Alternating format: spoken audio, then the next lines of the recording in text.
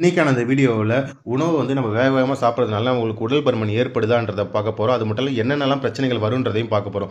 ஒரு உணவை நம்ம சாப்பிடும்போது அது குறைஞ்சது 20 தடவையாவது நம்ம நல்லா மென்று சீவ் பண்ணி அதை சலைவா கூட மிக்ஸ் பண்ணி தான் அதுக்கப்புறம் தான் வயிற்றுப்பகுதிக்கு அனுப்பணும். அப்போ தான் நல்ல செரிமானம் ஆகும். இப்படி பண்ணாமல் நம்ம உணவு வேக வேகமாக முழுங்கும் போது என்ன ஆகும்னா அது டேரெக்டாக போய் வயிற்றுப்பகுதியில் விழும்போது வயிற்றுப்பகுதியில் ஒரு ஃபுல்னஸ் தெரியாது. அதனால என்ன ஆகும்னா மூளைக்கு சிக்னல் ரொம்ப லேட்டாக போகும். இதனால் என்ன ஆகும், நம்மளோட வயிற்றுப்பகுதி ஃபில் ஆகலைன்னு நினச்சிட்டு நம்ம வேக வேகமாக சாப்பிடும்போது நிறையா சாப்பாடு சேர்ந்து வயிற்றுப்பகுதியும் பெருசாகும். அது மட்டும் இல்லாமல் உடலில் ரத்தத்தில் இருக்கிற சர்க்கரை அளவு அதாவது குளுக்கோஸ் லெவல் அதிகமாக ஷூட் அப் ஆகிடும். இந்த மாதிரி ஷூட்டப் ஆகிறதுனால இந்த குளுக்கோஸ் என்ன ஆகும்னு பார்த்தீங்கன்னா அப்படியே அது ஃபேட்டாக கன்வெர்ட் ஆகும்.